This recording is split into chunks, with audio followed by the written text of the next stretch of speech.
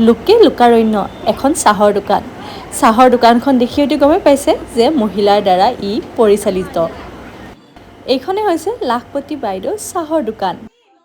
আপোনালোকে পাব বিভিন্ন ৰকমৰ আচাৰো। তাৰ ভিতৰত মই দেখুৱাই দিছোঁ যে আমৰ আচাৰ, এয়া ঘৰত বনোৱা আমৰ আচাৰ কি ধৰণে এওঁলোকে বনাইছে আচাৰসমূহ। সঁচাকৈ পৰিতৃপ্তিৰে ভৰা এই দোকানখনৰ আচাৰ খাবলৈ এতিয়া মানুহৰ ভিৰ লাগিছে। অকল আচাৰেই নহয়, ইয়াত পাব বিভিন্ন ধৰণৰ অসমীয়া থলুৱা খাদ্য, থলুৱা পিঠা, সকলো বস্তুৰে ইয়াত এভেইলেবল আছে আৰু সম্পূৰ্ণ ঘৰুৱা পদ্ধতিৰে বনোৱা সকলো খাদ্যই সোৱাদ ল'ব বিচাৰিছে যদি আপোনালোকে আহিব লাগিব কলাইগাঁৱৰ থানাৰ সন্মুখতে। সম্পূৰ্ণভাৱে ঘৰুৱা পদ্ধতিত বনোৱাৰ বাবে সকলো মানুহেই প্ৰথম দিনাখনেই গোট খাইছে।